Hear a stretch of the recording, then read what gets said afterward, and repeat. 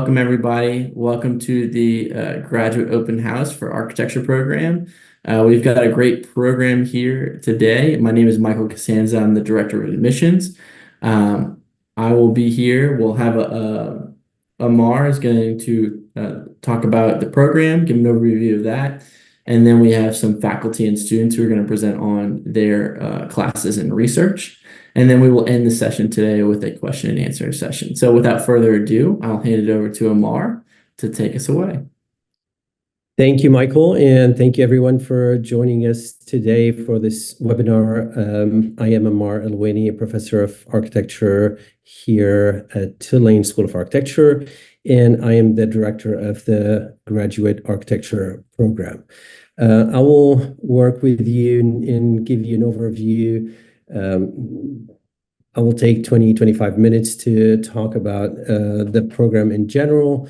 Then we will go to Professor Margarita Jover, who will give us a 5-minute presentation about the research studios and the work that she's doing here at Tulane. Then we will move on to Professor Adam Marcus, who will do the same. After that, Madeline Shade, who is currently a graduate student, will give us a presentation, and we will end with Akil Sai, who is also a student here in the graduate program, and we will conclude the program with questions and answer. Just a quick overview of the program.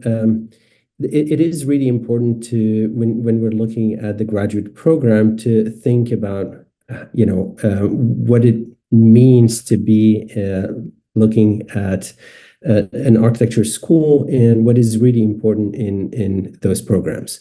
Something that, obviously you have access to all what the school present on the website and online. You have a lot of information there, but I would like to start by giving you something that might not be very visible on the website and the information that you can find online. Something really important about Tulane School of Architecture today is that if you go back, our current dean today, Iñaki Alde, was hired in 2018, and he finished his first term and was renewed in 2023, so he's in his second term. Why this is important? Because this gives a stability to the program, and this is something really important when you are during your graduate student studies. Every new dean come with a vision, and this vision is implemented over a number of years, but it takes time to start implementing this vision. And having this stability and the fact that the dean is in his second term and implementing this vision is something really important for all graduate students. We start to see this through the research studios, and I will talk about this and what it means, to be in an environment where it's research studios. Part of it is also how the history theory sequence is implemented, but also the thesis and everything around it. Also, something really important to note here is that in the last couple of years, we hired a significant number of new faculty that were added to the current faculty, and this is something important to the implementation of this vision.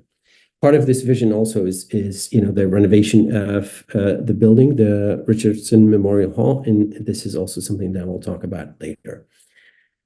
Here, this is a quick summary of the tracks from the 3.5-year track to the 2-year track and the MSArch. And you see for every track where you start and how the sequence works in this for each one of these programs.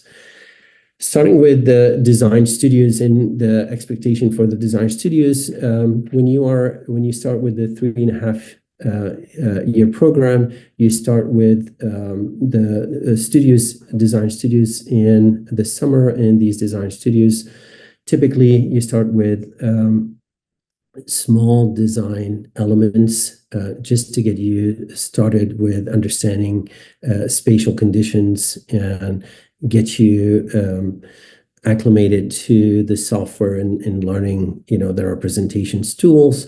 There are 2 design studios over the summer for the 3.5-year students. And you see how we gradually build up in complexity and how this idea of taking some small elements and developing them to something that is more complex over a period of a couple of months. Once you finish this, the first studio for the 3.5-year students in the fall of the first year is a project related to a more complex context, topography, and you start designing that. In the following studio, it is a housing studio where we start with small components that start to be aggregated. We talk about horizontal development, vertical development of these housing units. Once that part is concluded, then the studio focuses on the aggregation. So city block is taking, and all that work that was done in the design starts to be implemented at an urban scale. So as you see it here, this idea of building up the complexity and working on different types of structures and ideas. Once that semester is concluded for students who are either in the second in 2-year program or in the second year, here we are dealing with projects that are more complex. In this case, we are dealing with an art foundation in an urban context with an urban difficult or complex urban context. So you start to see how students are dealing not only with that complexity of the program, but also this idea of responding to a site that has its own challenges. These are some examples of the work that is done in these studios, and you start to see how gradually we develop the expertise of the students during these studios. Following this studio is a comprehensive studio, and here the students are asked to think more holistically about the building in terms of all the components from MEP, mechanical, electric, plumbing to structure in a much more thorough way in developing some of these ideas with a specific program and a specific site. Moving on from this, we have the research studio. And the research studio is something that is really important to spend some time on and focus on, because all the students who are in the graduate program will be involved at some point in the research studios. And the research studio is this idea of a project or a development of some ideas that goes beyond the one-off type of studios that typically you have in other institutions. Mm-hmm. There is a commitment from the School of Architecture for any faculty who is doing a research studio to expand this to 3 years. It is a 3-year period. So whenever you are in a research studio, you're not working on a project that is just one-off, but this idea of a continuum between over a period of 3 years encourages the work to be more profound or more intellectually rigor than if you were doing it just for 1 semester. So that any faculty who's working with a group of students on one topic, and these are some of the topics of the research studios that are available at the school currently, you start to see that the outcome is much more important than just the one-off studio type of idea. The other interesting component about this is that all research studios are they come with this idea that at the end of the research studio, the 3rd year, the 3rd cycle, they lead to a publication an exhibition. So the work has much a larger impact in terms of its intellectual rigor and the work that is done. So any student, you can catch a research studio in its first year, second year, third year. The overall arching idea is a continuous project, and it is something that is more important than just this one project in one time. So I will go through some of these research studios: climate change, urban ecologies, and public spaces. This is a research studio that the Dean Alday, and the other faculty were involved in. You see some of these studios also travel abroad. In this case, they went to India, and they were able to do some of that research in other locations. Another research studio that was led by Professor Garcia Rubio went to Addis Ababa in Ethiopia and looked at some issues related to water and coastal urbanism. Again, they were able to travel and to the site. This is here. There is another research studio led by Professor Jover and Professor Kamudi that received a grant, and over the 3-year period are looking at the Gulf of Mexico, and the development of this region and its relationship to water and climate change.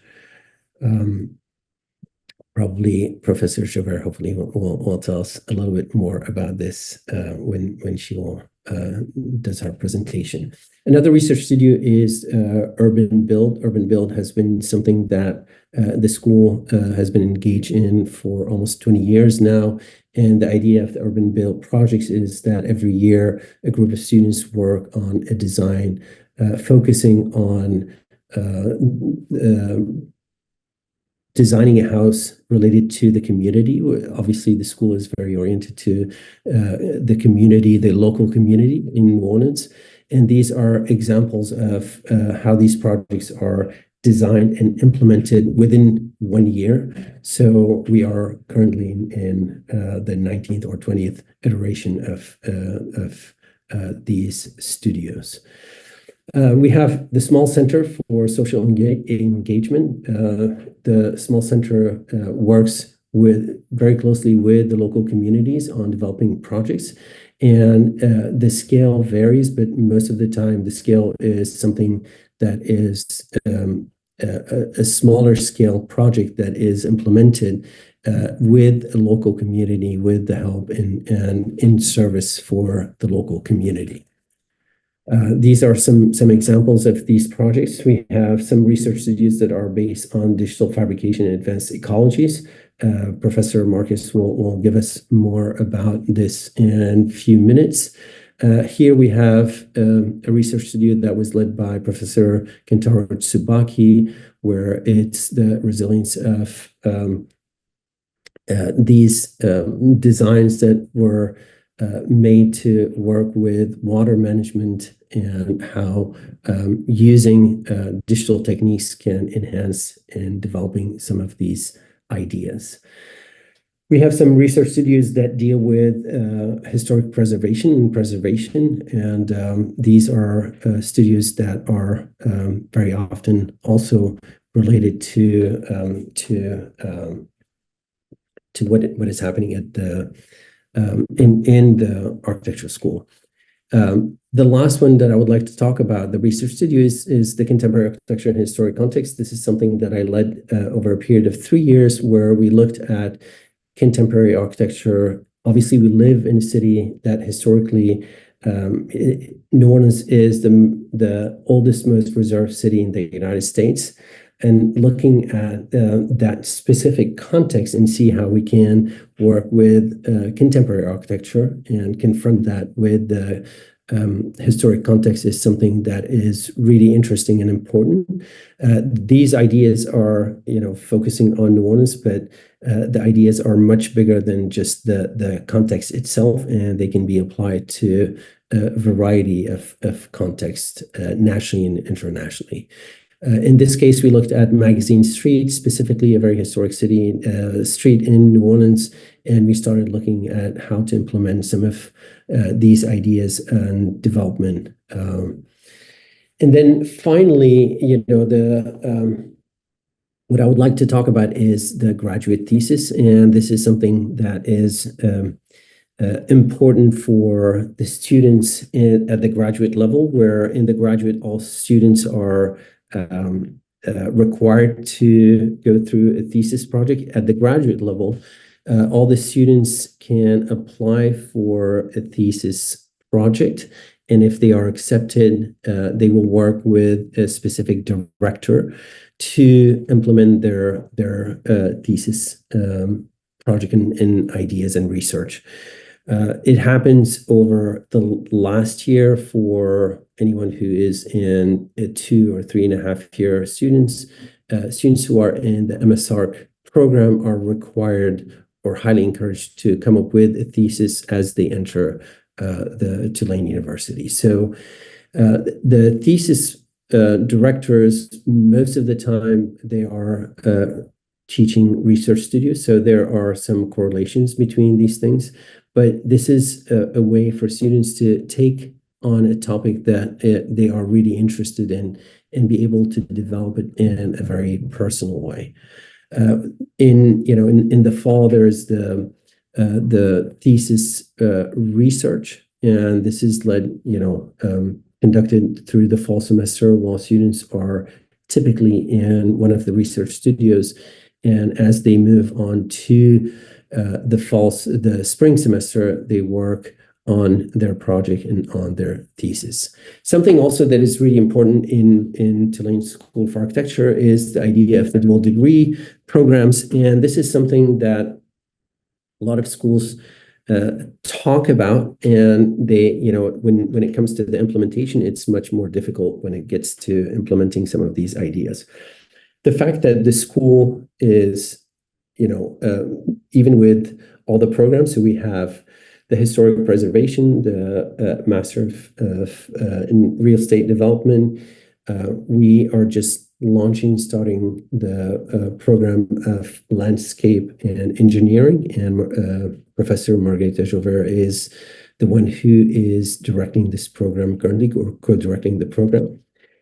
And the idea that it's under one program and one school, and all these programs are within the School of Architecture, gives greater fluidity between the programs. So that's something really interesting to see how all these, that fluidity between the different programs within the School of Architecture. So here, all this information, again, I'm going fairly quickly, but all this information is available online if you are interested in taking a closer look about how these programs are organized and how you can go between one and the other, or create a dual degree where you can be both in the architecture program, and if you have interest in historic preservation, in landscape and engineering, or in real estate development. So this gives you an idea of how you can achieve some of these dual degree programs. The student initiatives, I will talk briefly about this. There are multiple student initiatives that are really important for when you are here.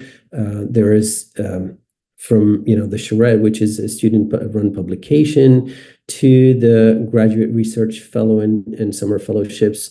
This is really important. I get very often the question about what are the possibilities of students working while they are here. The graduate research fellow is a very important component of this. As a student, you can work with a specific faculty who is doing a specific research project. and you work with the faculty on their research, and you become a graduate research fellow, and you are paid for this. Or you can be a TA, a teaching assistant for some of the faculty in their courses, but typically that happen in the second year and beyond that. A number of symposia run by students, some design build projects, and the career day events across the school.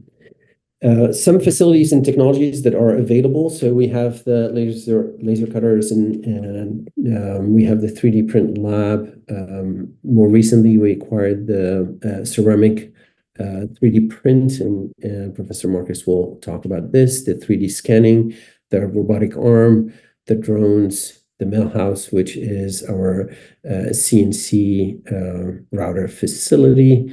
We are expanding on all of this, and the fact that we have other schools and other facilities that we can tap into or have joint ventures is something that is really important in this context. And last but not least, this is a great development in the School of Architecture. Our building has been under renovation for the last few years now. And finally, in the spring semester, we will be moving back to a completely renovated new facility. And it's great to finally be able to have everyone, all the facilities, completely renovated building. And this is the move back is happening in the spring. So when you will start in the summer or in the fall, you will be already located in this newly renovated building. I will stop here for the presentation. I will take some questions at the end. I would like to turn it to Professor Margarita Joubert, if you are here, and if you would like to tell us a little bit more about the research that you're doing at the university, at the School of Architecture, in the architecture program, and in the landscape and engineer program.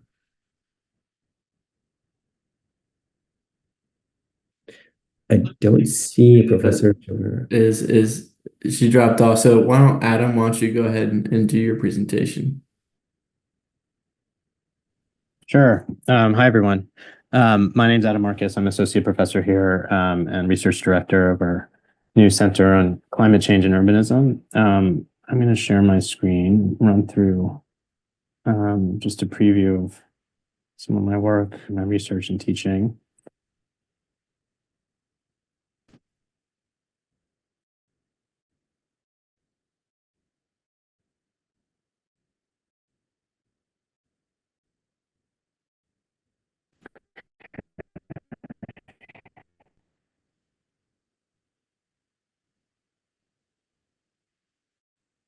Visible. Hopefully. It's still loading.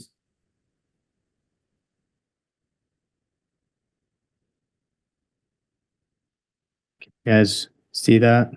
Amar or Michael's? Yes, we can see it. Loading? Okay. Yeah, you're good, Adam. Go ahead. Okay.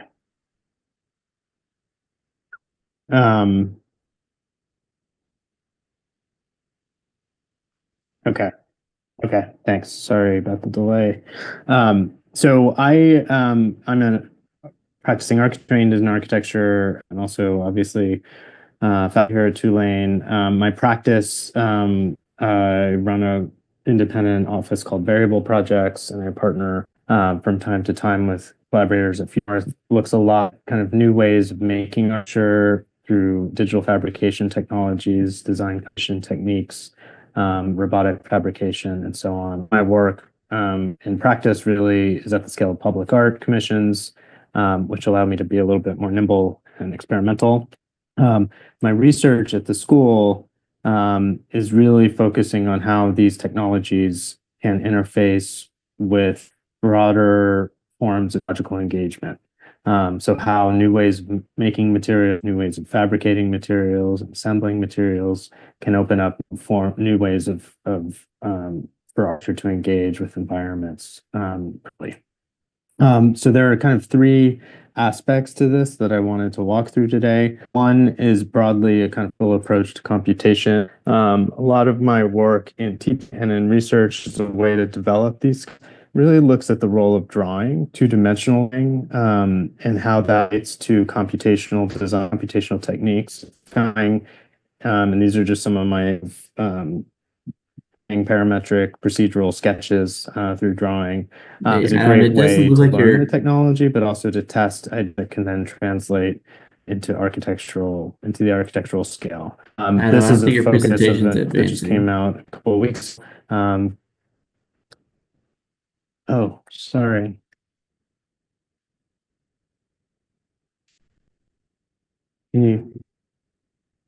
Okay. I'm sorry about that. It's okay. Might need to just go without presentation. I don't know what's going on with the slide. Which slide is it on now? It's still on the intro slide.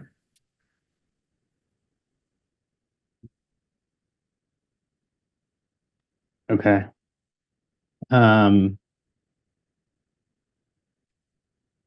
Still on the intro slide. Geez. Okay. Sorry about that, everyone. There are three.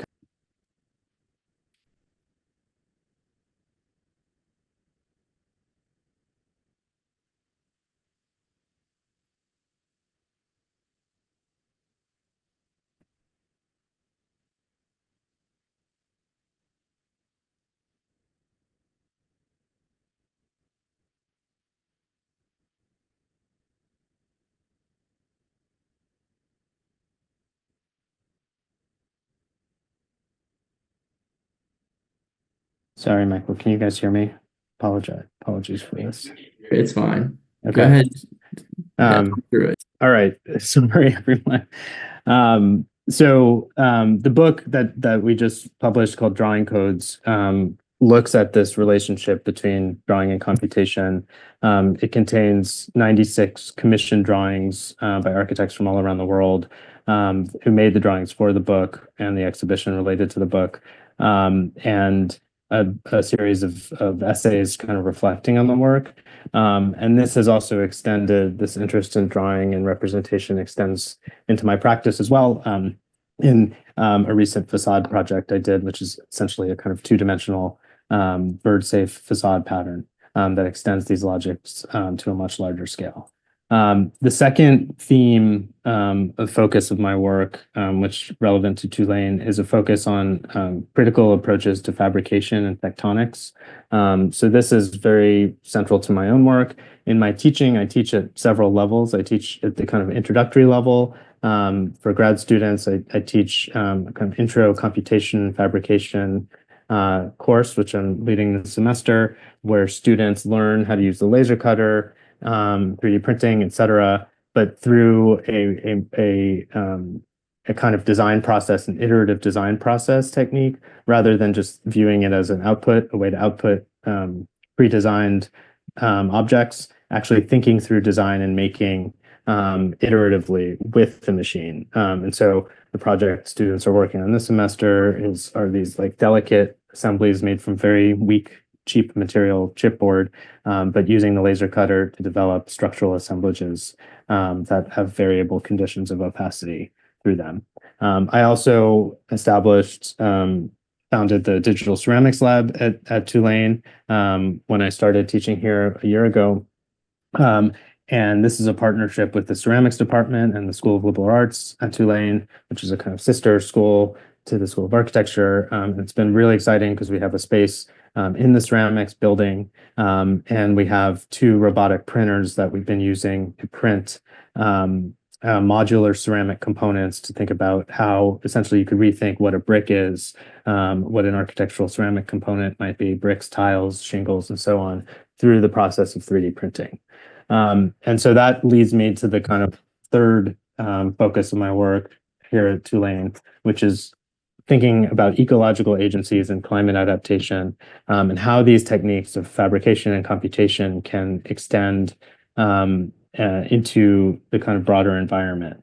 So in my own work, I've worked a lot with waterfront structures and floating structures, as well as an ongoing research project right now that I have a team of research assistants working with me on, looking at ceramic rain screen systems and how rain screens can actually not just prevent water from getting into the building, but actually slowly and temporarily retain water as a way to help with stormwater flooding mitigation in cities like New Orleans that are vulnerable to floods.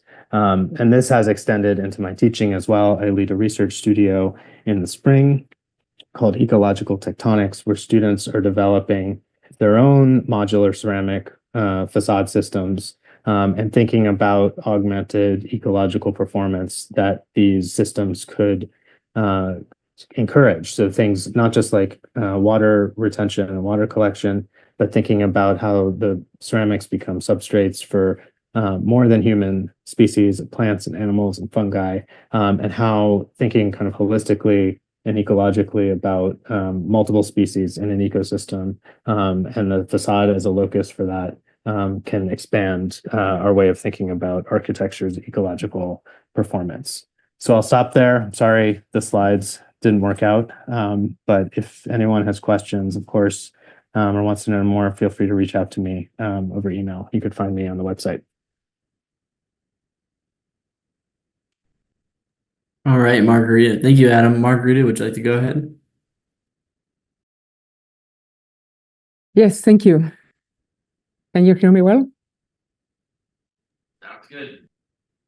Okay.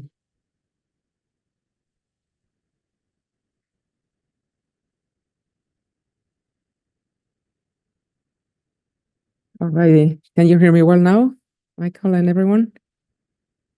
Yes. Yes, go ahead.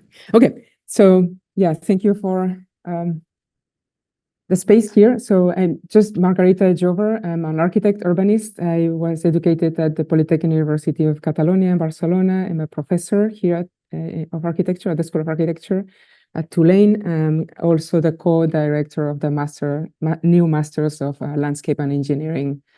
And so I just wanted to talk maybe a little bit about the skills that we're trying to build here in the master's programs, which is this idea of architecture beyond the object. So we do focus on the design of objects quite a lot, but also on the context of the territory. So we stress the capacity of architects to go beyond the object, work on public space and landscapes and all the interaction of architecture with the dynamics of floods, for example, and mobility, etc. So, and that is backed by the work we do at the office, so that we have lines of design research. It's an office that have been running for almost 30 years now. We have these lines of research that are cities and rivers, cities and infrastructures, and restoration, preservation, and housing. Those are the 4 lines of expertise we've been testing, and that's what we bring as expertise in architecture and beyond.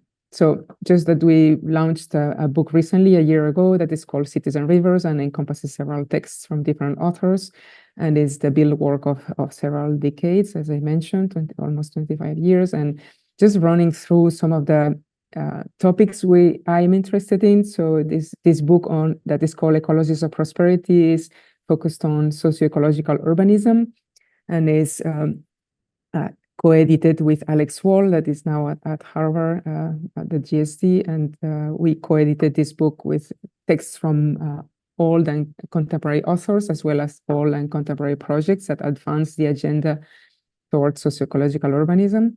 We, as Amar has mentioned, we at the school got this grant from the National Academy of Sciences that is for 3 years, where we have been studying the territory from larger scale to the scale of the piece of architecture, the resolution of a piece of architecture, talking about mobility and also energy transition, climate adaptation, climate resiliency, etc. So just some images about the work I've done.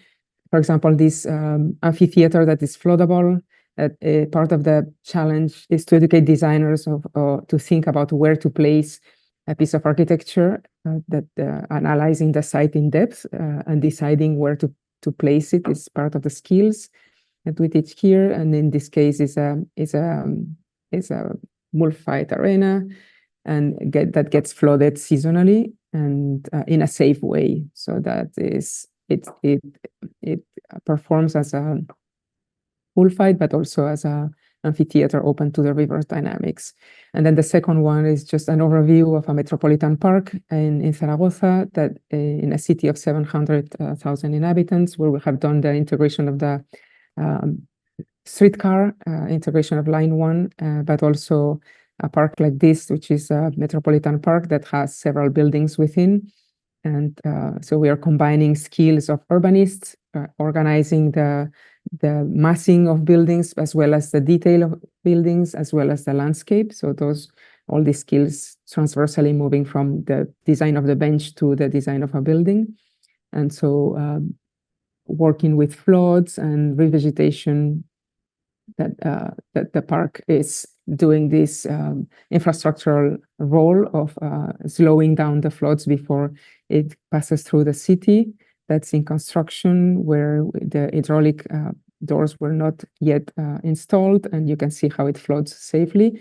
So that's this transformation of this agricultural plot into a metropolitan park. And again, at the back, you see some buildings and benches, so all that designed by us in collaboration with a large team, of course. So aspects of landscapes, aspects of engineering, aspects of architecture, all integrated in the same work. And here you see some of the resolution. For example, this wall, this new terrace, it's an engineering proposal that is also an urbanistic proposal. The building at the back, the black one, is also ours. This is and these two buildings are ours. So different technologies, different materials, depending on the conditions. Or this is, for example, like a church, ecumenic church for different religions.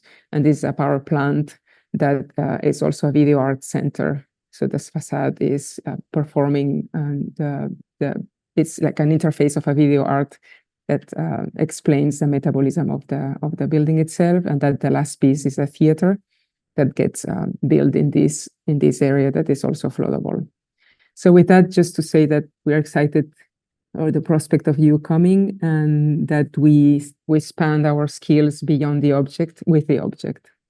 Thank you.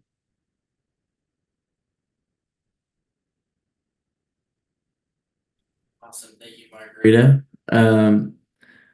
Madeline or Akil, which one of you would like to go first? Madeline? Okay.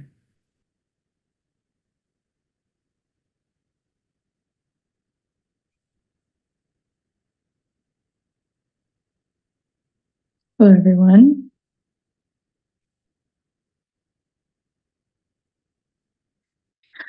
Hi, my name is Madeline Shade. I have lived all over the United States. My undergraduate was at Washington University in St. Louis. I had a double major in architecture and in English. My master's program is clearly here at Tulane. And in between my undergrad and graduate, I worked for Habitat for Humanity through the AmeriCorps program. And so that's just a little bit about me and how I got here.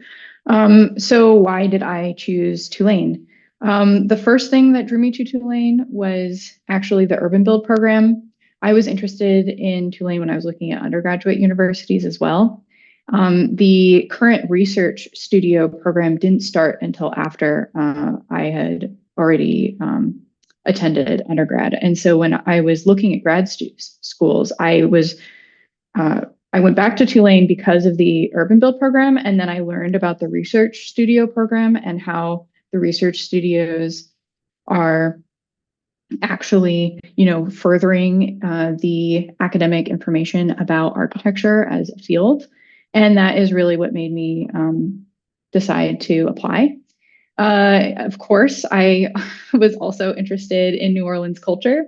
On the right side of this slide, you can see, a couple pictures of just elements of the community that I've participated in. There's like board game nights at cafes. There's, of course, Mardi Gras.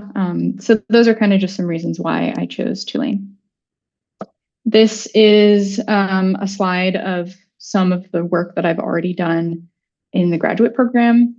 On the far left, you can see that first studio that was that Amar brought up earlier in the presentation, the Jefferson Island studio.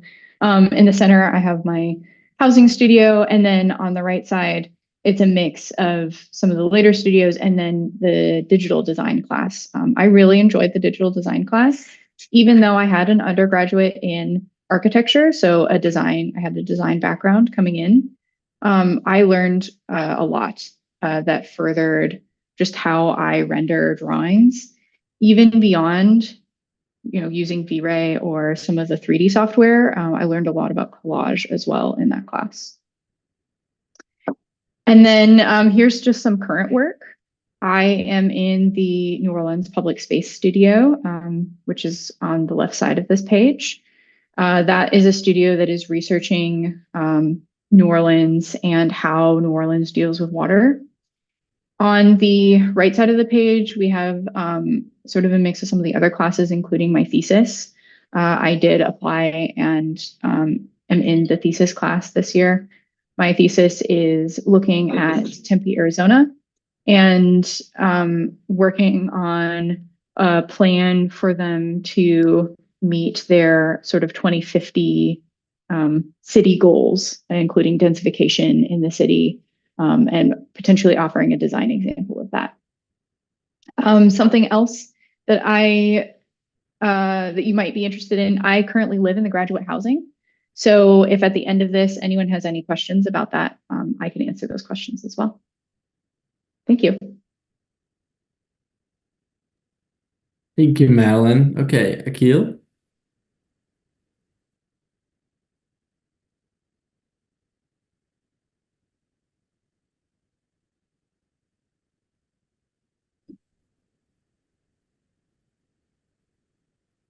All right, can everyone see my screen?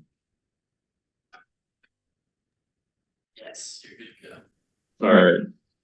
Hey everyone, my name is Akil Singh. I am a 3.5 year MEMAR Co-1 student here at Tulane. I'm from Houston, Texas, and I had done my bachelor's in psychology and I minored in architecture and film studies at the University of Houston.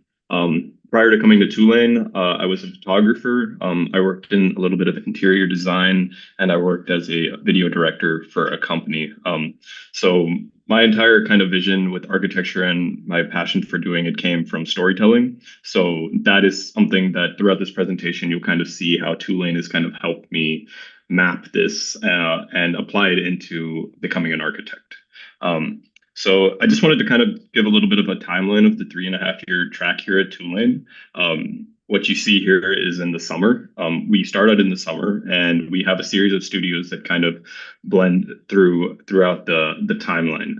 So in the summer, we had a small studio to kind of introduce us into the world of architecture and let us kind of be creative. And as the semesters go, the studios get a little bit more advanced. And one thing that I wanted to highlight with this timeline is something that Amar was talking about earlier. As you guys can see throughout the summers, there are moments where I get to go do something interesting, and that's through Tulane's travel fellowships or through an internship. So in summer 2023, I had an opportunity after working on the GRF project with the Yamuna River to go to India and kind of work at a firm there and understand and study what was going on over there. And that was a really unique experience. And then again, in summer 2024, I had this idea for my thesis from when I had come to school, and I got to go to Hawaii to kind of study Lahaina, which is the town that got burnt down.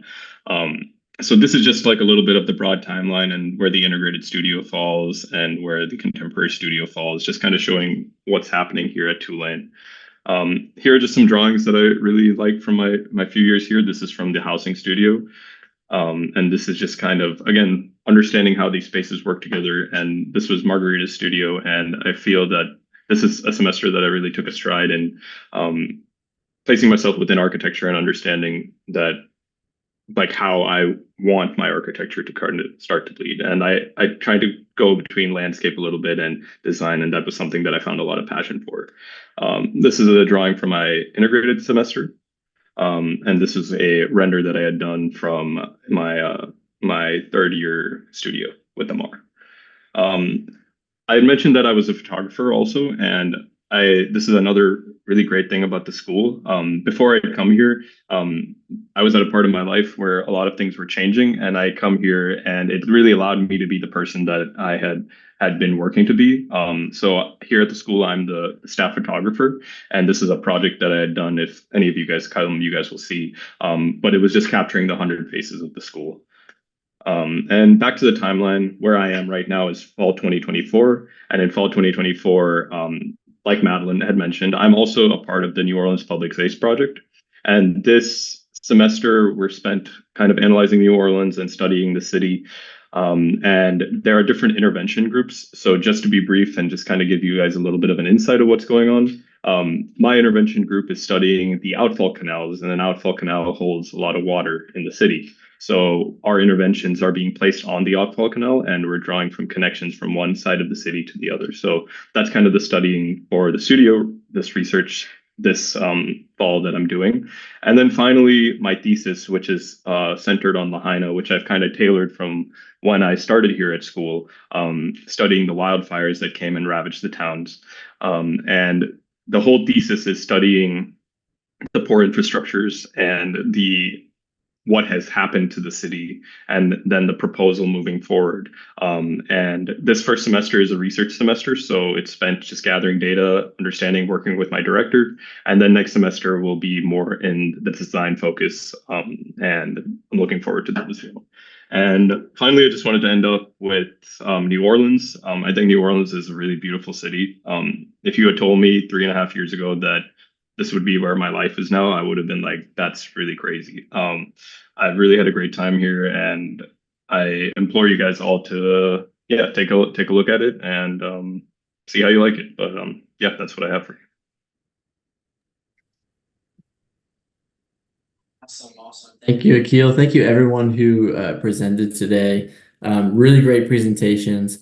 What we'll do now is we'll launch into a question and answer section. And Margarita, since you're still here, can you take this question? The student asked, what are the major differences between an MArch degree with a climate change, urban ecologies, and public space concentration and a landscape and engineering degree? Right. So, I mean, the program in architecture is well established, and it's more focused on the design of the object and the making also. So it has, the design build and other components that complement, and more focus on digital fabrication, digital representation. It's like furthering the knowledge on the object while also encompassing some understanding of the territory and the landscape. So while the landscape is like more on the territory, clearly, even though it touches a little bit the object. So awesome. Thank you, Margarita. If y'all have any questions, feel free to send them in the question and answer feature. Amar, this next one's for you. Is there a space in the program to practice classical architecture and historic building preservation, or is it primarily a modern contemporary focused program? So the interesting thing about the School of Architecture is that we have the historic preservation in it, and talking about research studios like the contemporary architecture in historic context is a way to look at classical architecture or historic buildings and see how something can be how things can be addressed in today's environment, culture, and practice. There was also another question about, maybe how if students have specific interests, this is what is interesting, why thesis exists in the program. If you come with a strong research agenda, interested in a specific topic that can align with some of the interest that and expertise of the faculty that are here. And, historic preservation, we have an entire program for that. Then students can come in, and we encourage students to come in with very strong agendas of research and work that they are interested in. Awesome, thank you. I have a couple of admissions related questions. So talking about scholarship opportunities for the program. So I'll field that. Everyone who applies is automatically considered for merit-based scholarships. Those are based on your a review of your portfolio and your transcript and all the other application materials. These merit scholarships can range from 25 to 75% of tuition. And so most students will pay for their program through merit scholarships and student loans. There are graduate assistantships available. Those are available to students when they enroll in their program. So in their first semester here, they can enroll.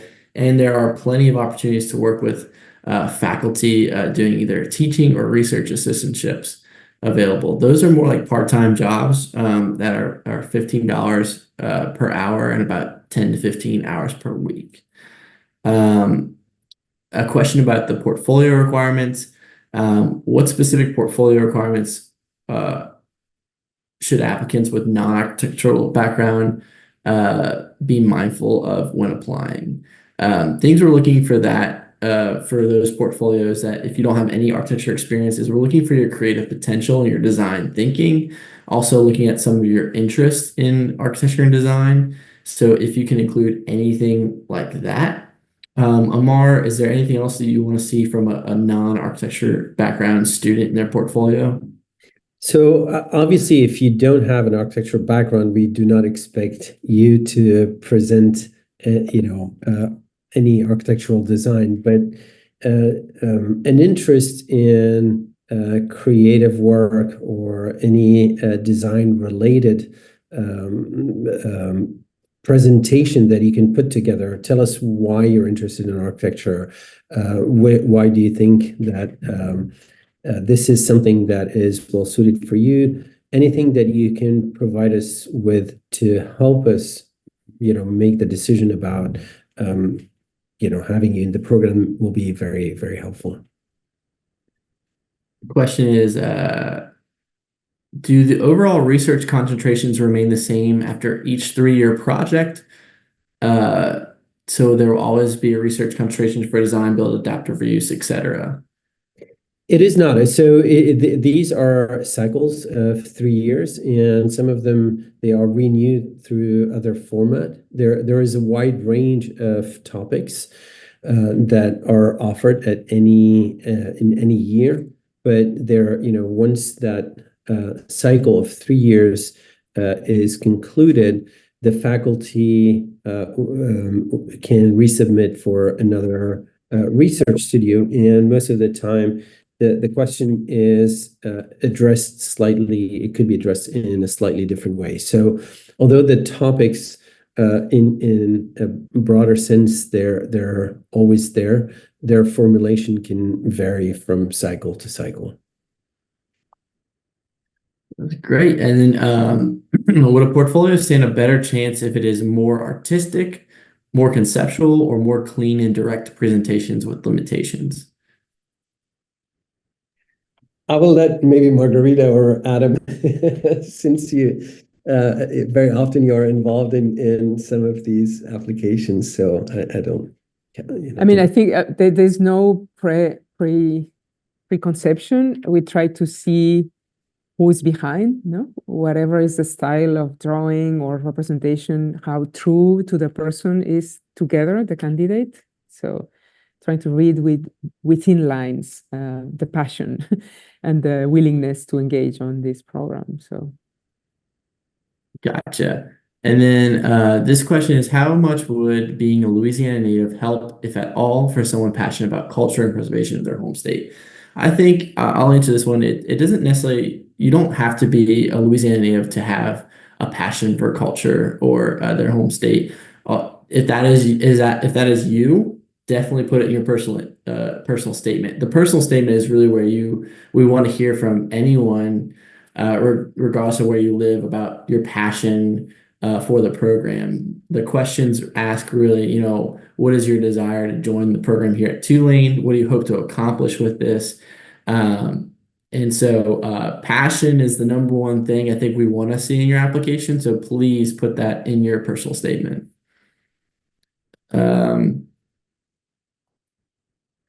Is it important to have a theme connecting personal statement and portfolio? Anyone? Adam, do you take this one? Or Akil, if you have. I'm happy to jump in. I think I don't know if there needs to be a kind of singular theme. I think when I read through the applications with portfolios, I think clarity is definitely helpful, and range. So especially for those folks who are applying to a 3.5-year program who might not have an architecture background, like, showing other creative pursuits from, like photography that Akil spoke about, or other drawing techniques, et cetera, that are peripheral to architecture, but still important. In the essay, I think, what really like kind of catches my attention when I read these things are the authenticity and specificity. And so a lack of being like trying to avoid just the generic approach to writing an admissions essay, and having a real specific approach to like what your passion is about, why you want to pursue graduate study. That's usually, I think, what gets people excited. Awesome. Thank you, Adam. And thank you to all of our presenters here today. That's all the time we have for this presentation. If you have a question for a specific panelist, or you want to talk to more faculty and students, please reach out to me. My information is on the website and will be sent to you after this event. But want to thank you all for coming and hope you all have a great day. Goodbye, all. Everyone.